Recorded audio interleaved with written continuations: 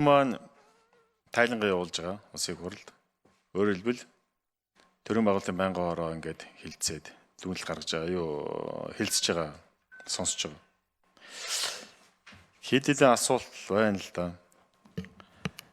Жишээ нь төрийн албан зүйлийн гишүүн 5 гишүүн ажиллаж байгаа. Их хурлаас, засгийн газраас, ерөнхийлөгчөөс, төрийн албан хаагчдаас гэдэг. Та 5 ер нь хэр ажиллаж байгаа гэсэн дүгнэлт хаанаас гарах вэ? Тайлан дээр байх юм уу? Хэрхэн ажиллаж байна? Яаж шалгуулмаар байна? Шалгуулах юм уу? Эсвэл одоо өмнөх үгэндээ заасанчлан би даасан хараа тусаар ажиллаж байна гэдээ ингээд ажиллаж байгаа юу? Хоёрдугаар одоо өнөөдөр тайлан тавьж байна. Тайлангаа мэдээж төлгөө мөлгөө гэж байгаа биз. Тэрнийхээ хүрээнд өнөөдрийн тайлан тавьж байна. Энэ тайлангаад одоо та батлааж явж байгаа юу те? Одоо өөрөөр хэлбэл нөгөө төлгөөг. Энэ бас сонирхол татчих. Гуравдугаарт нэн тэргүүнд би сая хэллээ шүү дээ. Энэ байгууллагын өөрийнх нь яг үйл ажиллагаан дээр үнэлт дүгнэлтийг бид яаж өгөх юм? Хуулийн дээр тийм байхгүй л байгаа л да. Нэгэнд бид нэр сонсож байгаа бол энэ олон гишүүдээс гарч байгаа санаа оноо хэрхэн хэрэгжиж байгаа, амьдрал дээр ямар одоо алдаа дутагдууд гарч байгаа гэдэг энэ зүйлүүдийг бид нэр бусаад нэг буцаад тунгаагаад үздэг хардаг. Энэ дээр нь одоо үүрэг даалгавар чиглэл өгөөд ингээд явдаг нэг юм зарчим байх хэрэгтэй. Төрийн албаны зүйл мэрц зарчим баримтлана гэж байгаа. За одоо ажил руу орох энэ мэрц зарчим маань яг хэр баримтлал гэж байгаа. За төрийн албан хаагчдын боловсрол, мэдлэг боловсрол нөгөө тавигдах шаардлагууд ер нь бол хэр хангагдаж явж байгаа гэж үзэж байгаа. Гэт энэ нэг хэдэн асуултанд л хариулж өгөөч. Бас юм бэ. 4 удаагийн шалгалт авч байгаа гэж байна. Энэ чинь өөрөө зөв юм уу? Яг та нар яг юу гэж үзэж байна? Эсвэл одоо 1 ч бай, 2 ч бай шууд одоо онлайнаар юмаа бүгэллөө шалгалт аваад ингэж явж болохгүй юу? Заавал одоо улирал болгонд ч байдаг юм уу? Ингээд 1 удаа шалгалт авдаг чи яг зөв юм уу? Эний чинь үр дүн сайн тал зөв тал сөрөг тал гэсэн ийм бас хоёр талтай байх хэрэгтэй шүү дээ. Байгаа шүү дээ. Тэрийг бас нэг хариулж өгөөч. Тийм хэрэгцээ байна уу? Зайлшгүй юм уу? Одоо 4 байх нь. За энэ нэг асуултанд хариулж өгөөч. 3 номер. За, байнгын орооны даргын асуултын 1, 2, 5-д нь би хариулъя. 2, 3-т нь манай гишүүд бэлдэж байгаа. За, төрийн албаны зөвлөл өөрөө хамтын зарчмаар шийдвэр гаргадаг юм байгууллага.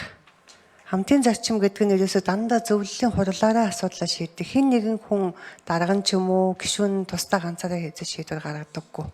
Ямар ч асуудал дээр. Нэгдүгээр нь. Хоёрдугаар минийхаар бол одоо энэ улсын хурлын тамгын газар манай үйл ажиллагааг дүгнэдэг. Улсын хурлын тамгын газар одоо улсын хурлын хэн шалгалтын газар нь манай байгууллагын үйл ажиллагааг дүгнэж одоо үнэлгээ өгдөг. За тэр үнэлгээг манай тайланг аваад яаж үнэлснээр нь би мэдэхгүй байх. Дүгнснийг нь бид нар тэр бол аль биесээр ирээгүй байгаа. Тэгээ бидний ажлыг үнэлт дүгнэдэг газар нь улсын хурл, тамгын газар, байнгын хороо. Бид нар өөрөө өөрсдийнхөө ажлыг бол дүгнэдэггүй. Альва нэгэн шийдвэрийг хамтын зарчмаар буюу төрийн албаны зөвлөлийн хуралдаанаараа дандаа хэлэлцэж шийдвэрлэдэг. Энэ нь энэ байгууллагын эцсийн шийдвэр болдог. За тухайн манай байгууллагын төлөвлөгөө, үйл ажиллагааны стратеги, тайлан бүгдийг зөвлөлийн хурлаараа хэлэлцэж баталдаг.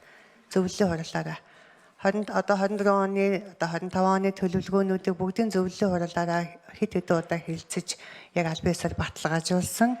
За 24 оныхаа тайланг мөн зөвлөлийн хуралдаараа хэлэлцээд за яг ийм тайлан гарлаа, энийг инглээ гэдэг дүгнэлтүүдээ гаргаад явж байгаа. За 5 дахь асуултын хувьд бол миний хувьд бол энэ ерөнхий шалгалтыг жил 4 удаа авдаг нь буруу. Хэтэрхий их нөөцийн одоо хийчихэд бид нар одоо хүмүүст нөөцийн хэрэгжилтээ бол төдийлөн сайн хангаж чадахгүй байгаа. Нөөцөд бүтгэгдсэн хүний тоо нь энд их нөгөө төрийн албанд орох гэж байгаа сул оронтой хоёрын нь баланс нь барихгүй. Энд ингээд сул оронтой цөөхөн, энд нөөцийн хүмүүс байгаад байдаг. Сүүлийн 3 жилийн судалгааг аваад үзсэн чинь манай ерөнхий шалгалтын нөөцөд бүтгэгдсэн хүмүүсээс хувийн хвшил рүү маш их орсон. хувийн хвшлийн бүр зарим байгууллагууд дээр төрийн албаны зөвлөлийн ерөнхий шалгалтанд 80-аас дээш оноо авсан байвал тэр нь давуу байдал болно гэд байж идэм бэ. Тэгэхээр бид нар яг хөө нэг талдаа төрийн албаныхаа нөөцийг бүрдүүлэх нь зөв боловч нөгөө талдаа Монгол улсынхаа хүний нөөцийг бас бүрдүүлэхэд төв нэмрээ оруулаад байгаа юм шиг харагдаад байгаа. Энэ ерөнхий шалгалт өгч байгаа хүмүүсээс судалгаа авч үзсэн. Та ер нь яах гээд ерөнхий шалгалт өгöd байгаа юм бэ гэд. Тэгээд яг хөө дийлэх хувь нь 50 гаруй хувь нь бол Монгол улсын төрийн албандаа ажиллахыг гэсэн чин хүсэл эрмэлзэл байна гэж байгаа. 30 гаруй хувь нь болохоор би зөвхөн өөрийгөө сорж үзсэн. Би одоохондоо хувийн хвшилд байгаа. Танаа энэ нөөц чинь 3 жил эмчин магадгүй би 3 дахь жилээ дуусгахын өмнөх нь төрийн албан руу орж болох юм гэдэг. Тэгэхээр нөөцийн хугацаа 3 жил байдаг нь нэг талдаа бас асуудал юм болов уу гэж харж байгаа. Бид нэр Солонгосыг нэлээд судалж байна. Тэдний нөөцийн хугацаа 1 жил. Тэгээд тэд нар хизээ нөөцөө бүрдүүлдэг гэхээр төрийн байгууллагууд захиалга өгсөн тохиолдол болгонд нөөцийн хугацаа Хариулт болсон. За 6 номер. Орой минь түргээ Батэрдэн гишүүний асуултанд нэмж хариулъя. За нэгдүгürt нь төрийн албаны зөвлөлөөс энэ мэргэц зарчим хэрэгжиж баримтлаж байгаад хоёр үндсэн арга хэлбэрээр бол төрийн байгууллагуудыг бол үйл ажиллагаанд хүний нөөцийн аудит болон хэн шалгалтын журмаар бол энэ хоёр хэлбэрээр мэргэц зарчим хэрэгжиж байгаа дээр үнэлтөө өгдөг. За анх төрийн албаны зөвлөл анх чадхуйн зарчмын хэрэгжилт гэдэг сэдвээр эрчим хүчний яамд бол хийсэн. Энэ хүрээндээ тухайн албан тушаалын тодорхойлолтод тавигдж байгаа боловсрол мэргэжил туршлын шаардлага мэрэгсэн байдалд нь бол бид нар албан тушаалын тодорхойлолтод нийцэж байгаа байдалд нь бол хэн хүний нөөцийн аудитын үнэлгээ хийж байгаа. За мөн төрийн жинхэнэ албан агчийг сонгон шалруулах томилох үйл ажиллагаанд хяналт шалгалт хийсэн. За өнгөрсөн 2024 оны болохоор 499 байгууллагын 10,000 гаруй төрийн албан агч нарт одоо хяналт шалгалт хийсээс зөрчилтэй 465 гэдэг нь болохоор өөрөөр хэлбэл эдгээр бол албан тушаалын тодорхойлолтод тавигдсан боловсрол мэргэжилт мэргэжлийн шаардлага туршлын шаардлагыг хангаагүй гэдэг үндслэлээр нь зөрчилтэй томилгоо гэж гаргаад төрийн албаны зөвлөлөөс мэдээж хяналт шалгалтынхаа хүрээнд зөрчлийн тогтоогоод тодорхой хугацаатай үүрэг даалгавар гэж биелүүлэлттэйгөө тохиол шийдвэрийн өвчнгөө болгодог. За хүний нөөцийн аудитын хүрээнд болохоор манайхаас тухайн байгууллагууд аудит хийгээд зөвлөмжүүдээ өгдөг. За энэ хүний мэрэгчлэн таарахгүй байна, мэрэгчлэн таарахгүй байна, туршлагын таарахгүй байна. Энэ нийцлэгээ хангахыг мөн чадхуйн зарчмынхаа хүрээнд тухайн төрийн байгууллага ажиллаж байгаа төрийн албан агч нар нь хуулийнхаа дагуу шатлан дэвших журмынхаа дагуу энэ хүнийг шатлан дэвшүүлж гинэ гэх мэтлэнгийн арга хэлбэрээр бид нар энэ мерит зарчмын хэрэгжилтэнд хэл баримталж хэрэгжиж байгаа дээр нь үнэлгээд өгүүлэх шалгалтын ажил хийгддэг. За босно.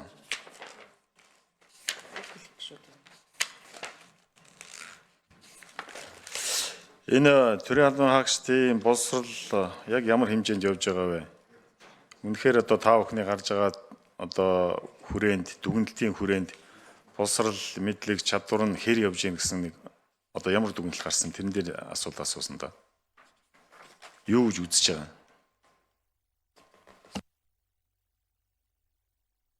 Хариулт.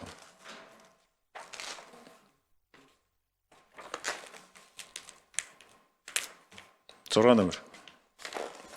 Батэрдэн гишүүний асуултанд хариулъя. Ер нь хуулийн дээр төрийн албаны тухай хуулийн дээр төрийн албанд тавигдах шаардлага тавигдсан байгаа. Энэ дээр төрийн албан агч нар одоо дээд боловсролтой байх шаардлагууд тавигдсан. Дээд боловсролын хүрээнд нь яаж байгаа мэрэгжлийн шалгаж байгаа. Гэхдээ төрийн албаны зөвлөлөөс хүний нөөцийн аудит хийхэд ур чадварыг хэрхэн яаж хүрээгийн нөгөө цогц чадамжийн хүрээнд ямар төвшөнд байх вэ гэдгийг нь болохоор тогтооход бол хүндрэлтэй байна. Ямар төвшөнд байгаа вэ? Ер нь бол яг ийм шаардлага хангаж чадж байгаа юу? Чадахгүй байна уу? Сайжруулах ёстой юм уу? Яг ямар төвшөнд явж байна? 3 номер.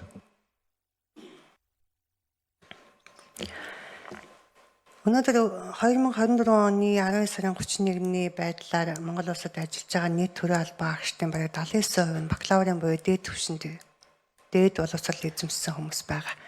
Энэ бол шаардлага хангаж байгаа гэсэн үг. Яг тэгэхээр хуулийн анхдагч нь бол төрийн албанд одоо ялангуяа захиргааны төрийн жинхэнэ албанд ороход бол заавал дээд боловсролтой байх шаардлага тавьж байгаа. Төрийн үйлчилгээнд одоо ажиллах тодорхой албан тушаалууд дээр бол мэдээж одоо мэрэгжлийн болон одоо бакалаврын дээд бакалаврын ч юм уу ийм мэрэгжил шаардж байгаа. За энэ ихэвчлэн хаана шаардаад байна гэхээр туслах албан тушаалтнууд, туслах одоо статустай албан тушаалууд дээр энэ нь бол тавигдаад байгаа юм. Тэрнээс биш яг одоо юу гэдэг нь төрийн үйлчилгээний удирдах, төрийн үйлчилгээний одоо холбогдох одоо төвчний албан тушаалууд, төрийн захиргаа, төрийн жинхэнэ улс төрийн албан тушаалтнуудад бол тавигдж байгаа хамгийн доод төвшин бол дээд боловсралтай байх ёстой гэд хуультай. Тэр энийгээ бол хангаж байгаа гэж үзэж байгаа. Одоосын төрийн албан маань сайн явж байгаа л гэж дүгнэж байна те. Энэ төрийн албаны нөөц шаардлага хэрэгцээ хоёр чинь бүр харилцаа адилгүй байна гэдэг нь шүү дээ. Тэгээ энэ дээр чинь та нар энэ харилцаа адилгүй байгаа гэдэг энэ төрийн албаны чинь асуудлаас доголдож чинь гэсэн үг үстэй. Зөв буруу юу? Энэ яг яах ёстой? Яаж одоо энийг өөрчлөх ёстой? Та сая хэллээ шүү дээ. 3 номер. Яг нь ерөнхий шалгалт өгөөд нөөцөнд бүртгэгдсэн хүмүүс гэдэг маань бол зөвхөн нөгөө ихтэй сургууль төгсөж ерөнхий шалгалт өгч байгаа хүмүүс биш нөөц маань. Төрийн албандаа ажиллаж байгаад өвдсөн, төрийн албандаа ажиллаж байгаад урт хугацааны сургалтанд явсан хүмүүс бүгд нөөцөд бүртгэгдэж байгаа. Юу нь болохгүй байх гэхээр сул орон тооны захиалга нөгөө нөөцөд бүртгэгдсэн хүмүүсийн балансын харьцаа арай л хэтэрхий зөрүүтэй байгаад байна. Тэгээ бид нар яагаад энэ нөөцөд бүртгэгдсэн хүмүүсийгээ төрийн албан руу их авахгүй байгаа юм бэ? Ажилд авахгүй байгаа юм бэ гэд судалгаа хийгээд үтсэн нойлон. Тэгэхээр энэ яам агентлаг ялангуяа төрийн захиргааныхны ажлын байрны нэгшилтээр асуудал эхлээд гарч ирсэн. Дандаа ахлах мэрэгжилтийн шинжээж, ахлах шинжээж, референт, ахлах референт гэд. Тэрнийх нь болцох шаардлагыг хангадаг хүмүүс нь нөгөө ерөнхий шалгалт өгөөд нөөцөд бүртгэгдсэн хүмүүс маань дийлэнх нь хангадаггүй. Тийм учраас бид нар яам агентлаг аймгийн засаг дарга нартай юу гэсэн одоо ажил зохион байгуулсан гэхээр туслах болон мэрэгжилтний Гэхдээ харин тэгээ наадахыг чинь засахж та 5 маань сууж байгаа юм шүү. Засаж байна.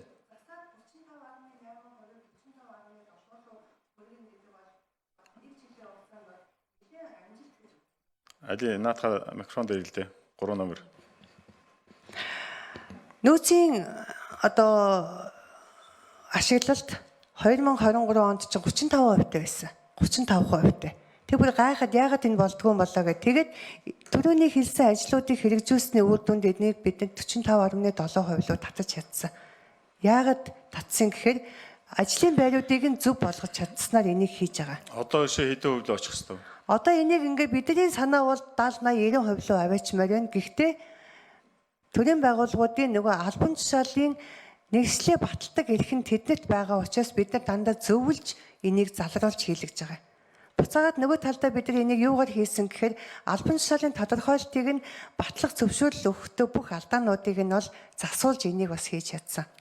Төрийн алба зөвлөмжээр явахгүй. Өгөөд хууль нь та хийжсэн. Гэхдээ тэгээд засъя л да наадах.